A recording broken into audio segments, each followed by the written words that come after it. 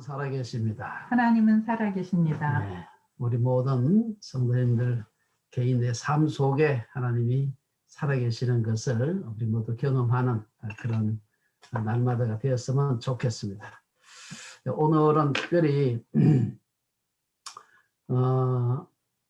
교회력에서 지금 우리가 사순절을 지나고 있습니다. 여러분 아시는 대로 다음 주일은 종려주일입니다. 그리고 그 다음 주일, 지금부터 2주 뒤는 부활주일입니다. 그래서 예수님의 그 순환의 중심 메시지가 용서이기 때문에 오늘은 용서와 관련된 말씀을 나누고자 합니다.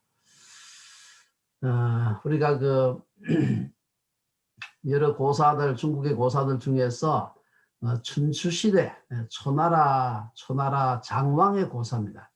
이 사마천의 사기에 나오는 사람인데 장왕, 이 사람이 이제 한 BC 600년경 사람이니까 아마 공자님보다 뭐 조금 그 비슷한 시기에 산 분이 아닌가 생각됩니다.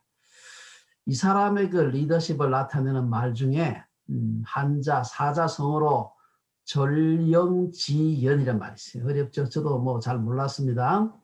절영지연, 절은 끊을 절자고 영하는 것은 한자가 어려워요. 갓근 있죠, 갓근. 갓을 있으면 갓을 꽉 매기 위해서 끈이 있어요. 갓근 영자라 그래요. 그 다음에 어조사 지자에다가 잔치연, 향연할 때 잔치연자, 그래서 절령지연 혹은 절령지회, 회는 모일회자에서 서로 왔다 갔다 하면서 그 서로 같은 말입니다. 이 어원을 살펴보면은 장왕, 한 BC 600년경에 살았던 장왕이라는 사람이 왕인데 초의 난이라고 하는 난을 평정을 했습니다. 어떻게 평정하더라고 많은 사람이 고생을 했겠죠. 그래서 이 장수들을 위로하기 위해서 궁중에서 큰 연회를 베풀었다고 합니다. 연회 자리에는 문무백관을 비롯해서 장왕의 애첩인 허희라고 하는 그런 후궁도 참석을 했습니다. 이 장수들이 큰 소리로 떠들면서 연회장의 분위기가 무르익어가고 있었습니다. 밤이 늦어서 좀 분위기가 꽉 무르익으니까 장왕이 자기 그 후궁을 시켜서 장수들에게 막 술을 한 잔씩 따르게 했다고 합니다. 근데 이 미녀가 술을 따르니까 장수들은 자신의 차례를 기다리면서 술렁거렸는데 반쯤 돌았을 때 갑자기 바람이 확 불어가지고 등불이 꺼져서 깜깜하게 되었습니다. 그때 누군가가 이 그 후궁 허희를 뒤에서 덮쳐가지고 아마 추행을 했나 봐요. 그래서 이 여자가 이 허희라는 후궁이 좀 비명을 지르면서 장왕에게 신하 중 한 사람이 자신을 희롱했다고 고했습니다. 다행히 허희가 희롱당하면서 그 신하의 갓을 맨 끈 있죠. 이 끈을 확 뜯었다 그래요. 그래가지고 이 폐하한테 말하기를, 장왕이 말하기를, 폐하는 빨리 등불을 켜서 자신을 희롱한 그 발칙한 신하를 즉시 처형해 달라 이렇게 간청을 했답니다. 그래서 이제 불만 켜면 갓끈이 끊어져 있는 신하가 이제 밝혀지게 되어 있고 그 신하는 죽은 목숨이나 다름이 없었습니다.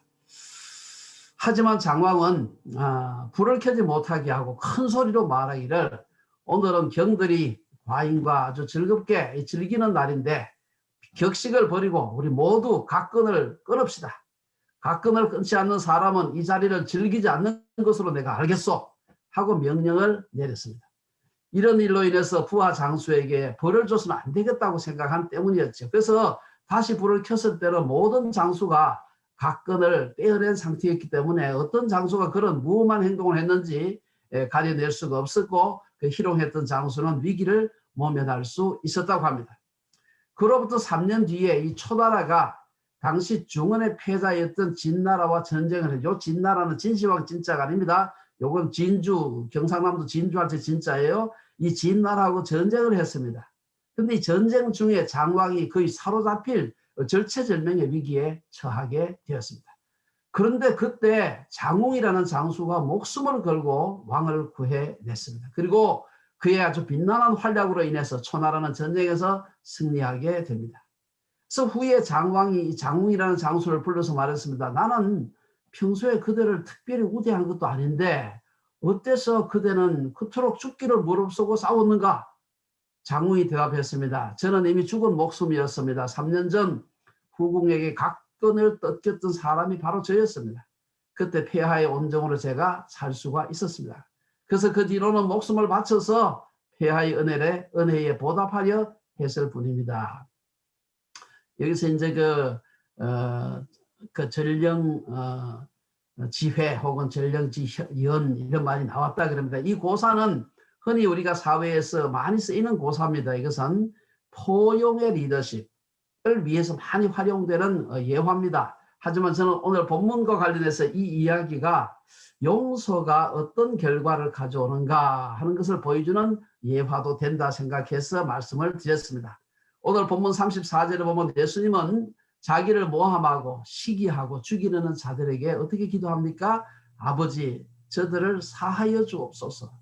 자기들이 하는 것을 알지 못함이니이다 라고 했습니다. 이것은 예수님이 십자가에서 말씀하신 흔히 말하는 가상 7언 중에서 첫 번째 말씀이고 또한 십자가의 의미를 함축한 용서의 말씀이라고 할 수 있습니다. 용서는 기독교의 핵심 메시지이고 십자가의 핵심 의미이기도 합니다. 이 예수님의 기도로 인해서 저와 여러분들 포함해서 헤아릴 수 없이 많은 사람들이 구원의 은혜를 받게 되었고 새로운 삶을 살게 되었습니다. 우리의 죄를 용서하시기 위해 예수께서 십자가로 나아가신 이 사순절을 지나면서 본문을 통해서 우리가 용서에 대한 몇 가지 교훈을 살펴보았으면 좋겠습니다. 오늘 본문에서 찾아볼 수 있는 용서의 교훈은 아마 다음 세 가지로 요약할 수 있다고 생각이 됩니다. 첫째는 용서는 하나님의 도우심이 절대로 필요하다는 사실입니다. 용서할 수 있는 것은 우리가 하나님의 은혜를 경험했음을 나타내는 행위입니다. 34절에서 예수님은 자기를 죽이는 사람들을 두고 아버지, 하나님 아버지, 성부 하나님, 저들을 사하여 주옵소서라고 기도했습니다. 우리는 하나님께 용서해 달라는 용서의 은혜만 구하지 말고 하나님께서 내 죄를 용서해 주세요 하고 이런 용서의 은혜만 구하지 말고 예수님과 같이 용서할 수 있게 해달라는 용서의 능력을 구하는 것이 필요합니다. 중요한 말이기 때문에 반복하겠습니다. 우리는 용서의 은혜만 구하지 말고 용서할 수 있게 해달라는 용서의 능력을 구해야 됩니다. 분노는 아무도 할 수 있는 일이지만 용서는 아무나 할 수 있는 일이 아닙니다. 두 주먹을 불끈 쥐고 분노하면 길이 막히지만 두 손을 모아 기도하고 용서하면 길이 열리는 것입니다. 용서와 관련해서 용서받는 것에서 나아가 용서하는 것이 진정한 축복임을 우리가 기억해야 합니다. 그런 의미에서 가정과 교회는 용서의 훈련장이라고 할 수가 있습니다.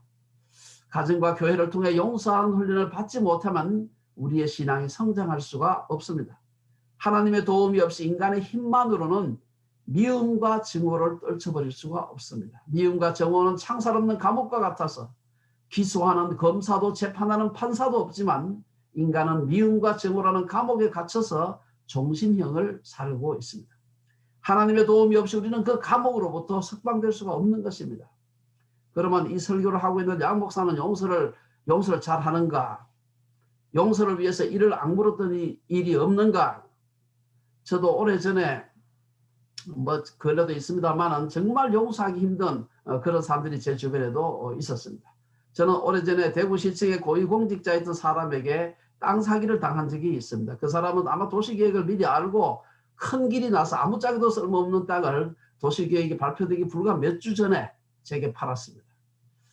얼마나 제가 그때 마음고생을 많이 했는지 모릅니다. 그리고 그 사람은 불신자가 아니라 어느 교회 장로였습니다. 또 이 뷰와 관련해서도 여러 해 전에 뷰가 자기들 조직에 들어오지 않으면 뷰를 문 닫게 하겠다고 협박하는 사람도 있었습니다. 그게 헤이스팅스 뒷골목 깡패간 협박이 아니라 밴쿠버 지역에서 목회하는 어떤 목사가 한 얘기입니다.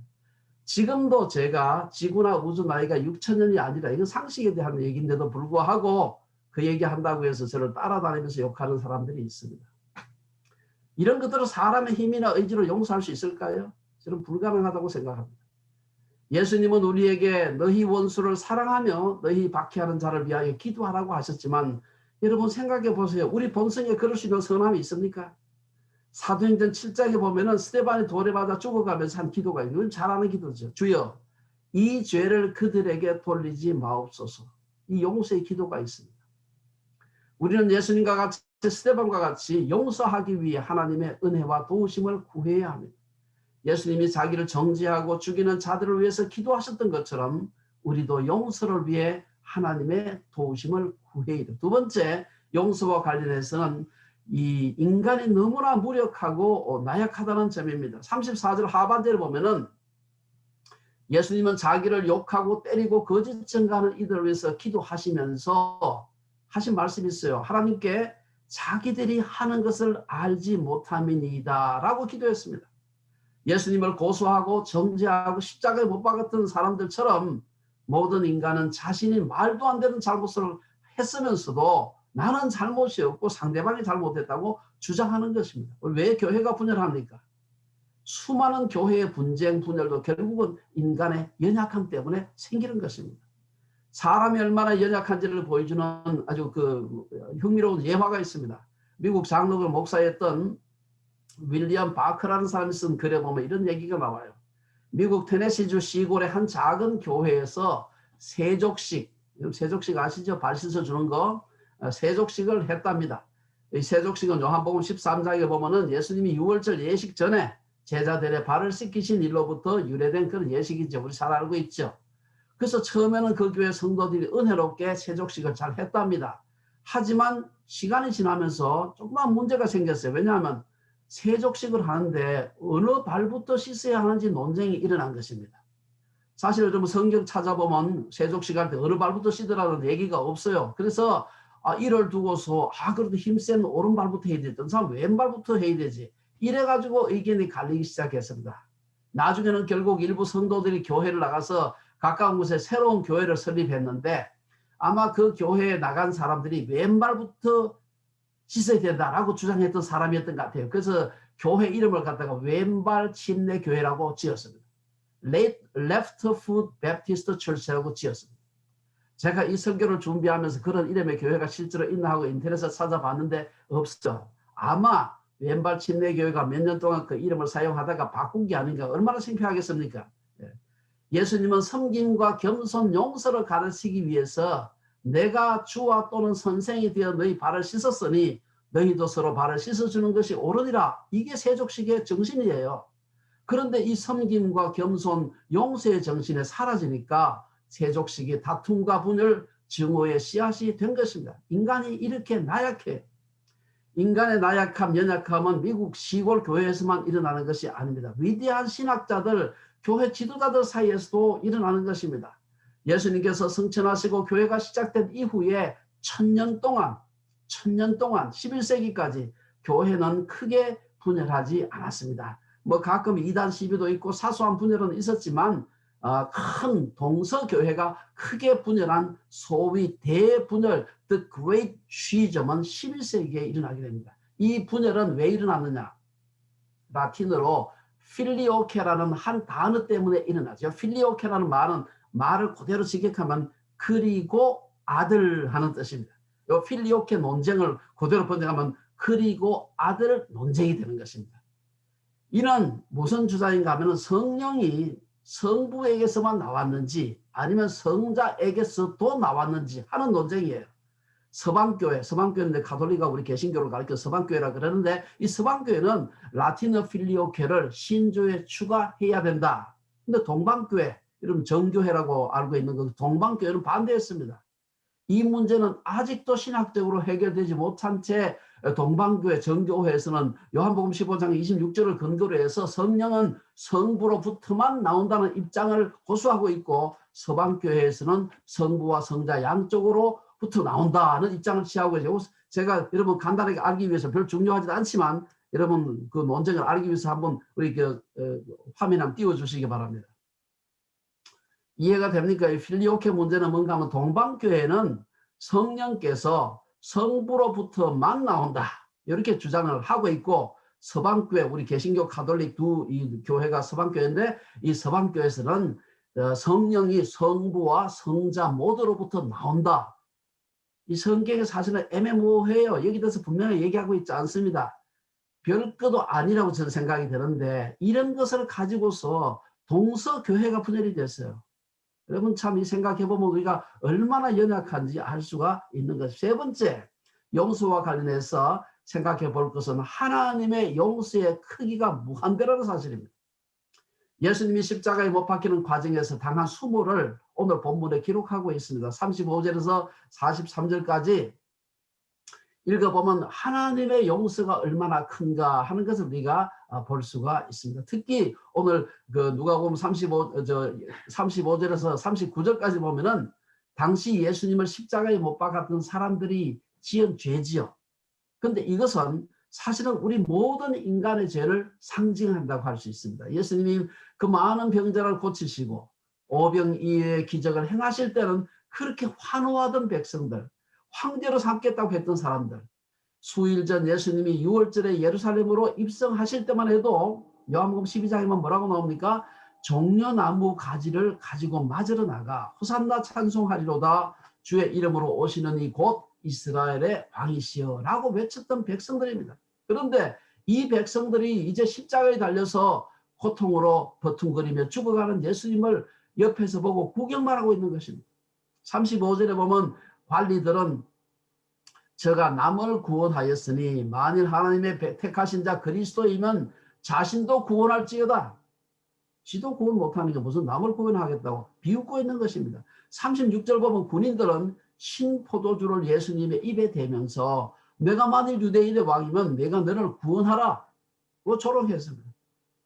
심지어 망둥이가 뛰면 꼴뚜기도 뛴다는 속담이 있죠. 39절에 보면 함께 십자가에 달려 죽어가고 있는 다른 쪽 강도도 주제에 내가 그리스도가 아니냐 너와 우리를 구원하라 이 빈정거리는 것을 볼 수가 있습니다. 만일 우리가 예수님과 동일한 상황이 되었다면 어떠했을까요? 사실 우리는 애초부터 로마를 이길 수 있는 힘도 우리에게 없고요. 우리는 또 그리스도도 아니고 유대인의 왕도 아니기 때문에 그런 조롱과 비웃음을 당해도 고통스럽고 비참하게 느낄 뿐 별 도리가 없어요. 어떻게 하겠습니까? 하지만 예수님은 어떤 분입니까? 예수님은 성부 하나님과 더불어서 온 우주를 창조하신 창조주이셨습니다. 앞에서 조롱하는 이들을 단숨에 쓸어버릴 수 있는 심판주이시기도 한 것입니다. 우리처럼 힘이 없어서 억울하게 고통당하는 것은 도리가 없지만 예수님은 그런 분이 아니었습니다. 하지만 그렇게 예수님은 비웃고 조롱하며 빈정거리는 사람이라도 하나님은 회개하고 돌아오면 용서해 주시는 분이었습니다. 이것은 복음서에 나타난 기록을 자세히 비교해 보면 알 수가 있습니다. 오늘 말씀을 제가 묵상하면서 오늘 본문 39절에서 43절에 보면은 두 강도 중 한 사람이 예수님을 조롱하니까 나머지 한 강도가 그 조롱하는 강도를 꾸짖었습니다. 그러면서 야 내가 동일한 정죄를 받고서도 하나님을 두려워하지 아니하느냐?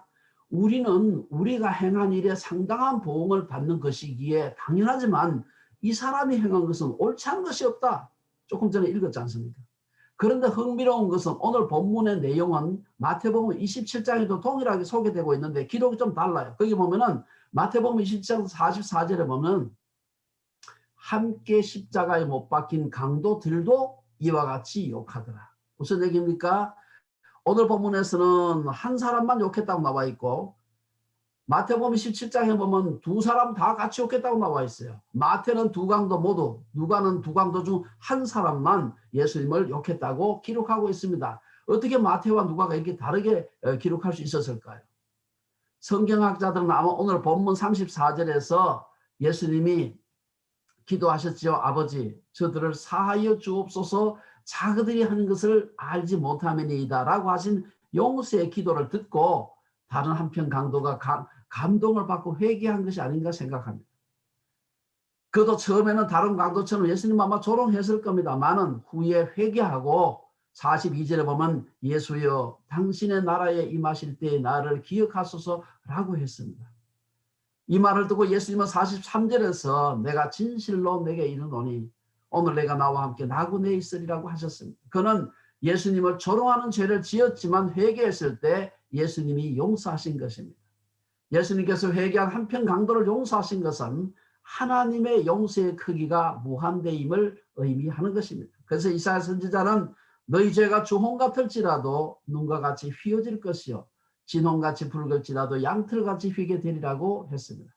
하나님의 용서가 무한대라는 사실은 예수님이 복음서에서 베드로에게 하신 말씀에서도 나타납니다. 잘 아는 그런 얘기입니다만은 마태복음 18장에 보면 베드로가 예수님께 나와서 주여 형제가 내게 죄를 범하면 몇 번이나 용서하여 주리까? 일곱 번까지 하오리까? 물으니까 예수님은 야, 7번뿐만 아니라 7번을 70번까지라도 용서하라. 비슷한 얘기가 누가복음 17장에도 소개되고 있는데, 예수님은 만일 하루에 7번이라도 너에게 죄를 짓고 7번 내게 돌아와 내가 회개하노라 하거든 너는 용서하라 고 했습니다. 여러분, 유대문학에서 7이라고 하는 숫자는 완전 숫자입니다. 그렇기 때문에 7번 혹은 7번을 70번까지 용서하는 말은 숫자로서 뭐 7번 혹은 490번만 용서하는 의미가 아니라 무한대의 용서를 말하는 것입니다. 하나님이 우리에게 보여주신 용서가 무한대의 크기이기 때문에 하나님은 우리에게 무한대의 용서를 요구하시는 것입니다. 마지막으로 하나님의 용서는 무한대지만 조건적 용서라는 사실입니다. 하나님의 용서의 크기는 무한대입니다. 하지만 그 용서를 받기 위한 조건이 있습니다. 그것은 결코 행위 구원을 말하는 것이 아닙니다. 우리가 주기도문에서 늘 우리가 그런 고백을 합니다마는 우리가 우리에게 죄 지은 자를 용서하여 사하여 준 것 같이 우리를 사하여 주시옵고, 분명히 말하지 않습니까? 이 말씀은 오늘 본문의 뒤에도 나옵니다. 14절 15절을 보면 똑같이 반복해서 말하고 있습니다. 너희가 사람의 잘못을 용서하면 너희 하늘 아버지께서도 너희 잘못을 용서하시려니와 너희가 사람의 잘못을 용서하지 아니하면 너희 아버지께서도 너희 잘못을 용서하지 아니하시리라. 이 말을 뒤집으면 하나님의 용서를 경험하지 못한 사람은 결코 다른 사람을 용서할 수 없음을 말하는 것입니다. 우리가 다른 사람을 용서하지 못하면서 자신이 용서받을 줄로 착각해서는 안 된다는 것입니다. 하나님의 용서의 크기는 무한되지만 그 용서는 무조건적이 아니라 조건적이라는 사실은 주기도문에서만 나타난 것이 아닙니다. 시작 전반에 걸쳐서 반복적으로 나타나고 있습니다. 마태복음 18장에 보면 예수님은 너희가 각각 마음으로부터 형제를 용서하지 아니하면 나의 하늘 아버지께서도 너희에게 이와 같이 하시리라고 했습니다. 마가복음 11장에 가면은 서서 기도할 때에 아무에게나 혐의가 있거든 용서하라. 그리하여야 하늘에 계신 너희 아버지께서도 너희 허물을 사하여 주시리라고 했습니다. 누가복음 6장에 보면 용서하라. 그리하면 너희가 용서를 받을 것이요라고 했습니다. 이러한 말씀들은 하나님의 용서가 조건적이라는 사실과 더불어 용서의 기원이 사람이 아니라 예수님이라는 사실을 보여주는 것입니다. 예수님은 우리들에게 용서를 가르치셨고 죽기까지 무한대의 용서를 실천하셨습니다. 그래서 사도 바울은 골로새서 3장에서 누가 누구에게 불만이 있거든 서로 용납하여 피차 용서하되 주께서 너희를 용서하신 것 같이 너희도 그리하라. 에베소서 4장에 보면은 서로 친절하게 하며 불쌍히 여기며 서로 용서하기를 하나님이 그리스도 안에서 너희를 용서하심과 같이 하라고 했습니다. 결론적으로 몇 가지 말씀드리고 마치겠습니다. 용서는 신약의 주제만이 아닙니다. 구약에서 용서를 가장 잘 실천한 사람 대표는 저는 요셉이 아닌가 생각을 합니다. 여러분, 창세기가 50장까지 있는데 창세기 마지막 장에서 요셉은 자기를 팔았던 형들을 용서하는 이 기가 막힌 용서에 대한 고백이 나오고 있습니다. 뭐라고 얘기합니까? 자기를 팔아서 두려워하는 형들을 보고서 두려워하지 마소서, 내가 하나님을 대신하리이까. 당신들은 나를 해하려 하였으나 하나님은 그것을 선으로 바꾸사 오늘과 같이 많은 백성의 생명을 구원하게 하시려 하셨나니 당신들은 두려워하지 마소서, 내가 당신들과 당신들의 자녀를 기르리이다 라고 위로했습니다. 마찬가지로 아브라함은 롯을 용서했고 다윗은 사울 왕을 용서했습니다. 성경이나 기독교의 역사를 살펴보면 미워하면 같이 죽지만 용서하면 같이 사는 것을 볼 수가 있습니다. 용서하지 못하면 몸과 마음이 함께 죽지만 용서하면 나도 살고 다른 사람도 사는 것입니다. 용서하지 못하는 것은 자기가 건너가야 할 다리를 파괴하는 것입니다. 용서는 신앙 고백이고 축복의 원천이고 영육 간의 건강의 지름길이기도 합니다. 그래서 잠언 기자는 노하기를 더디하는 것이 사람의 슬기요 허물을 용서하는 것이 자기의 영광이다. 축복받은 자가 용서하는 것이 아닙니다. 축복받은 자가 용서하는 것이 아니라 용서하는 자가 축복받은 것입니다. 중요하니까 우리 한번 반복 한번 할까요? 축복받은 자가 용서하는 것이 아니라, 다시, 축복받은 자가 용서하는 것이 아니라 축복받은 자가 용서하는 것이 아니라 용서하는 자가 축복받은 것이다. 용서하는 자가 축복받은 용서하는 것이다. 자가 축복받은 것이다. 용서하면 축복받는 게 아니라 용서 자체가 축복입니다. 용서가 능력이요 승리이기 때문입니다. 아무쪼록 이 사순절을 지나면서 용서를 통해 자신이 복된 삶을 살 뿐 아니라 많은 사람들을 복되게 하는 주빌리의 식구들 되시기를 주의 이름으로 축원합니다. 아멘. 기도하겠습니다.